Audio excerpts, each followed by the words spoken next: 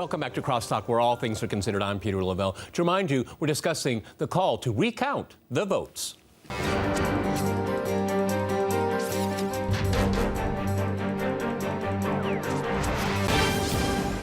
Oh, I'd like to go back to Michael in Washington. You know, one of the things that I think is very interesting also is that calling into question the legitimacy of the election and Donald Trump as president-elect here.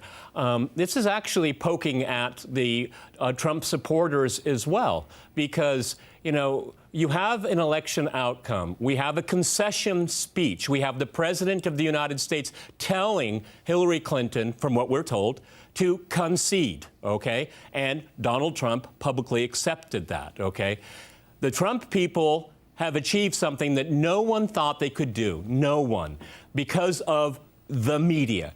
And I want to reflect upon something that Alex said here. You know what? The media hasn't changed one iota. They're still in the same playbook. Where is the learning curve here? I find it astounding. They will never, ever admit that they were culpable in this. They elected Donald Trump in many, many ways, and they can't accept it. Go ahead. Michael, go ahead in Washington. You're exactly correct. The media has lost their soul and has no desire to recapture it. They're bitter partisans, bitter partisans, yep, devoted to the left, and who desperately want to have their point of view prevail.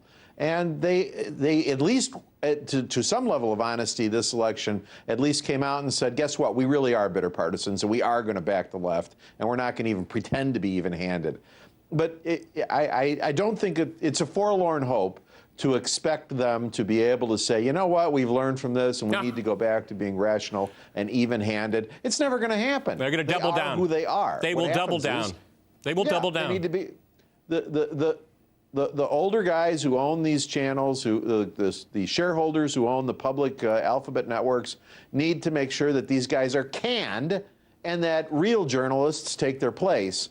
And, you know, instead of having the prime requirement for being a successful television journalist be pretty and have a big toothy grin, to actually have some credentials, some capacity, and actually the ability to be even-handed and discuss a subject at arm's length. And that's a rare thing these days, and it shouldn't be, and it's sad that it is. Yeah, that's why, and if I can go to Alex, that's why I watch CNN with the sound off. Okay, that's the only way I can watch it here. You know, what I want people to know is that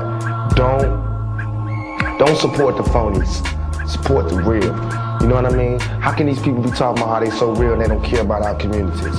How can they be talking about what they, all this, you know, the hood, blah, blah, blah, blah. They don't care about our communities. You know what I mean? Listen to the words that people say.